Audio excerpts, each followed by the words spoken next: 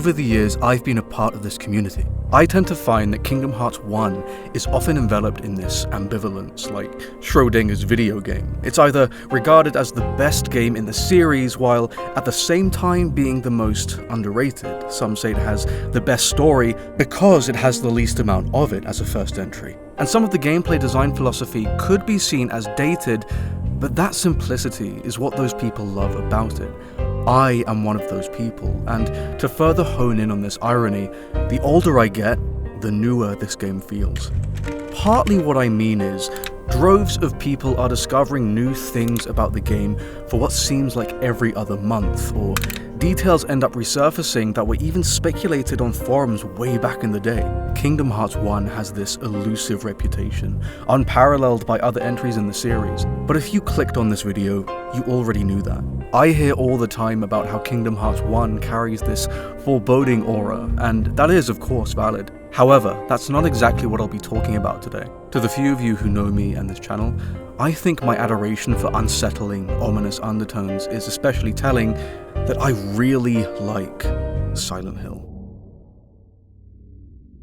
I promise this is still a Kingdom Hearts video. It's an intriguing overlap, but it's actually not as uncommon as you might think. Both series establish a sense of atmosphere at an industry-wide scale, and they both bear a narrative structure beckoning deeper questions and hidden truths. With that being said, there is this one moment in Kingdom Hearts that captures something like this for me.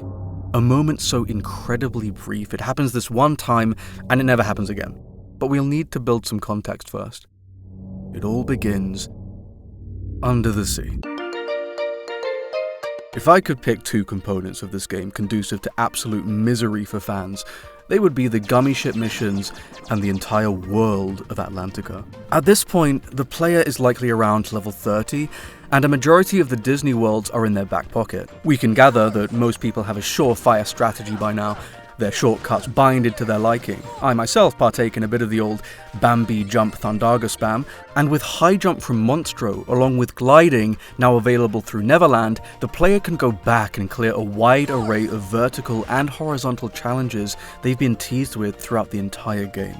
There's a real sense of personal advancement and encroaching progression. We felt as if we were learning and growing with Sora, and it's a raw feeling that really only the first installment of a story can truly capture.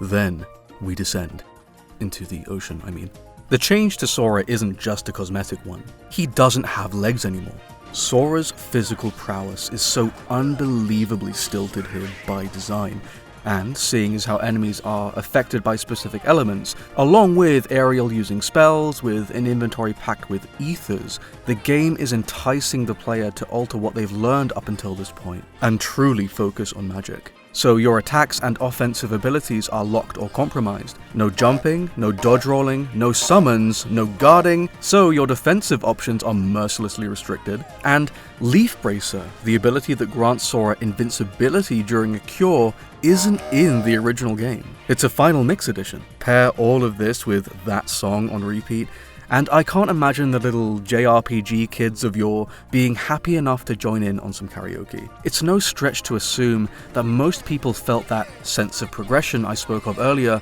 suddenly snatched away from them. It's just an annoyance. Most young bucks want to press the X button and hit things with their keyblade. They want to jump, dash, and roll around, and Atlantica is so anti all of that. But this unknowingly serves as the foundation for that moment that's about to come up. The game relinquishes control. We progress through the world, some Heartless spawn, and by fighting them, we realize that pressing the X button doesn't feel very nice anymore. Some of us begrudgingly rack up the experience points we need, others may try their best not to engage with mobs at all. At some point we reach Ariel's grotto, and are met with this indentation for the crystal trident on the wall. After scouring labyrinthian depths and tides, we discover the sunken ship. Strangely, not a single Heartless has spawned. After clearing the room for any chests, only the open cavities of the ship remain. So right now, I've switched to some real-time commentary as I'm playing the game. Alright, so we can either enter through the steps on the deck, or we have a hole in the side. So I'm going to pick this way, and when I do, this happens.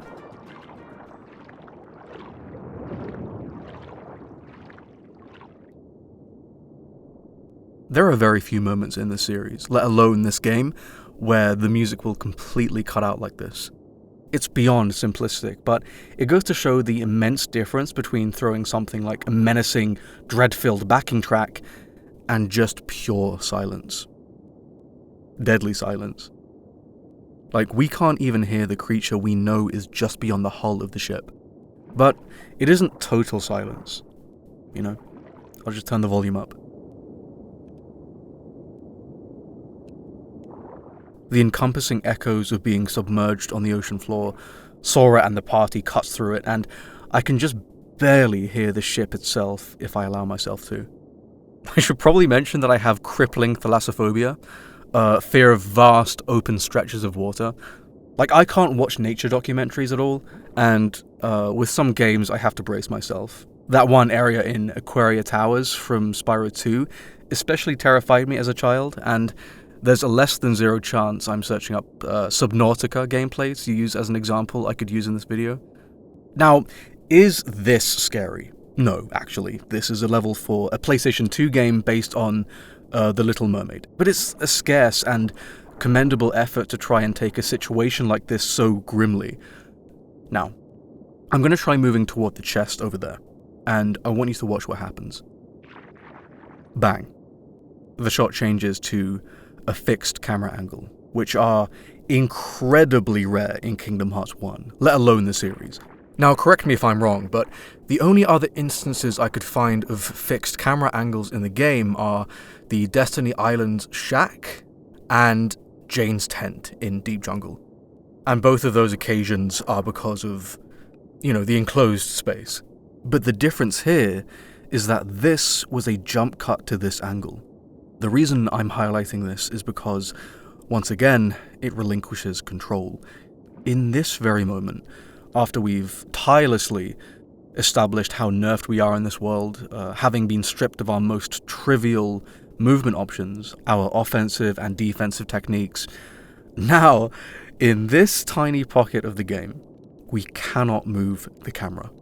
A little while ago on this channel, I streamed an in-depth playthrough of Silent Hill 2, and as one of the mightiest pillars of the survival horror genre of that generation, it utilizes two crucial decisions at the core of its design philosophy: tank controls and fixed camera angles. It relinquishes control from the player. In fact, no, it relinquishes power from the player. The very first room of the game, a small roadside toilet, uses a grand total of 4 fixed camera angles. The player begins the game in a confined shot looking into a mirror, and the only context of our surroundings we have is what the opening cutscene allowed us to see. These shots are actually softly fixed, meaning that I can slightly wiggle the camera, but I can't move around the room.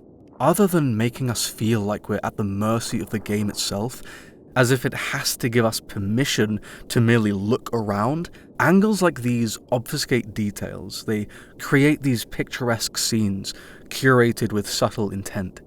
By taking this knowledge back to this moment in Kingdom Hearts, what makes this so great to me is we know the situation Sora is in, but for the player, it's a palpable physical drawback that has real ramifications on our ability to interact with what we can. We are never in control. The game is. Always. It just gives us permission to play it. Unlike the one example I gave from Silent Hill, this camera angle is completely fixed. It's just us, this room, and a single, solitary chest. Now, let's go open it.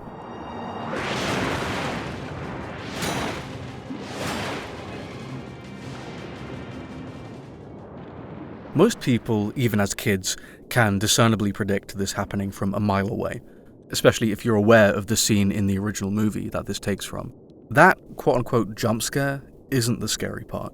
It's that now we know it's out there waiting for us, and there's nothing left for us to do but to go out and face it. On our first playthroughs, we had no idea how powerful this thing was. Would we have to escape it, fight it head-on with these stilted attacks and control options? The fear is in not knowing if we're capable of leaving the ship or not, and As someone with thalassophobia and a specific fear of great whites, I do remember not being very fond of this moment when I was younger. Like, it was faint, but that feeling was there. So, let's go. Actually, no. You know what? I'm gonna go back the way I came, just to see what the game does. And the battle commences with the same upbeat track. Lo and behold, as a mini-boss, if you can call it that, Glut the Shark is pretty unremarkable. Yeah, his name is Glut. G-L-U-T. He does some big damage on higher difficulties if you stay in front of him recklessly, but nothing to write home about here. I do feel as if this drops the ball completely. It would have done this section wonders to have an extra, more panic-inducing fight theme, accustomed to the situation. Overall, I think this fleeting sequence has a distinct charm for me, but it of course isn't flawless. The instrumental of Under the Sea cutting out to leave us seeped in this aquatic ambience? Amazing, although it would have been fantastic if the interior of the ship was a little more than one room. That way, we could have had more of a chance to settle into that feeling of being caged, anticipating the inevitable attack at any given turn. They could have integrated the sound of something much larger moving just outside the ship. People do not like Atlantica as a world. No one looks forward to it, at least that much can be true. It's far too transformative, and it intentionally tackles against the grain of what makes playing as Sora fun in the first place, and that's not even taking into account the world design. But with age, I and many others have become far more receptive to change in general, and Kingdom Hearts 1 implores you to approach every fight, every puzzle, every treasure search or item drop with a level of earnest cunning that only a game developed in that era dared to implement.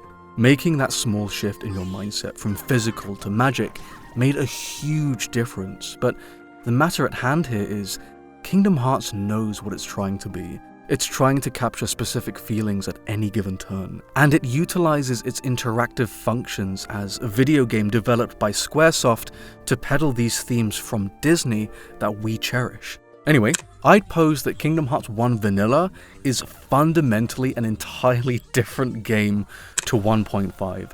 I believe that how you experience a game and the context around that can often take precedence over the objective analysis of things like the soundtrack or the mechanics, the pacing, the plot, because even though taste and interpretation can be entirely subjective, something like being a child in the 90s or 2000s, plugging in the composite cables in the back of your shoddy CRT isn't really subjective in any abstruse sense, because it is the truth of many Kingdom Hearts fans of our generation. So, in my eyes, Kingdom Hearts 1 for the PS2 and One Final Mix for the 1.5 package as experiences are so critically independent from one another that they actually aren't even the same game in a variety of ways. I think we as a community must take into account not only what we experience while playing the game, but also after we've put the controller down. Picture this. You are a kid playing Kingdom Hearts 1 in 2002. The Legend of Zelda Majora's Mask only came out 2 years ago. Final Fantasy VII only came out 5 years ago, meaning that characters like Sephiroth, Cloud, Tifa, they didn't exist more than 5 years prior. For additional context, Kingdom Hearts 3 is older today than Cloud and Sephiroth were when Kingdom Hearts 1 came out. Yikes. Movies like Lilo and Stitch and Atlantis didn't even exist yet, and it was far more common for children to rely on playground rumors and magazines their parents would never buy them for knowledge. How often do we think about the game, and how do we continue to play the game by extension even after we've put the controller down? Do we search up things on the internet? How often does it linger in the back of our minds? I was born in 1997. And anyone more or less around the same age as me experienced the technological zeitgeist of the early 2000s in real time as children. And at that point, video games, Disney, and media as a conglomerative meant something specific to us. I'm also a middle child, and those of us born in the later years of the 90s almost feel like middle children, purely in relativistic terms and in cultural perception. Like, for example, I don't feel explicitly millennial in my values or my tastes, but also, by technicality, I am Gen Z, and that does not sit well with me, especially to those in their early 20s who will swear I'm like a decrepit old man. So we're caught in this generational rift of growing up in a world where things such as home computers and consoles, social media and mobile phones were just starting to become commonplace, but we weren't iPad babies. We witnessed that shift in real time, and that gives people a very specific perspective. A lot of us may recall when the iPod Touch was brand new, and the sheer hold of something as trivial as touchscreen technology had on the entire planet. Things like the Nintendo DS or the PlayStation iToy, it felt like hovercrafts were just around the corner. A question I'd ask is, how important a factor is something like the age of the player or the environment they grew up in when it comes to criticism? In the case of Kingdom Hearts, I'd argue very. It thrives on communal dissonance. One side of the fandom says, Kingdom Hearts 2 is the best and 3 was a letdown. Where are my dry forms, I hear them yell. Another corner rebuts. 3 is by far the best, 2 is just an overrated hallway simulator. You're just fanboys who can't let go. A Kingdom Hearts 1 fan scoffs from across the room. You're all losers, they say. My game is the best. It's minimalistic, it's whimsical, my game has secrets and a plot that doesn't need to go on forever. The series just falls off anyway, with all its spin-offs and mobile games. A Union Cross stand bites back. You shut your filthy mouth, normie, they say with their Scald fan page on Tumblr ablazing. But none can ever compare to my beloved Dream Drop Distance, says the hopeless Soriku. And it's at this point where you gain enough self-awareness to take a step back and gaze upon this constellation, and realize the irony that for a game which poses the moral lesson of my friends are my power, we are doomed to be one of the most splintered, fractured communities in gaming, to upkeep our own little world orders in our own little corners of the internet. We're so scared. All the time.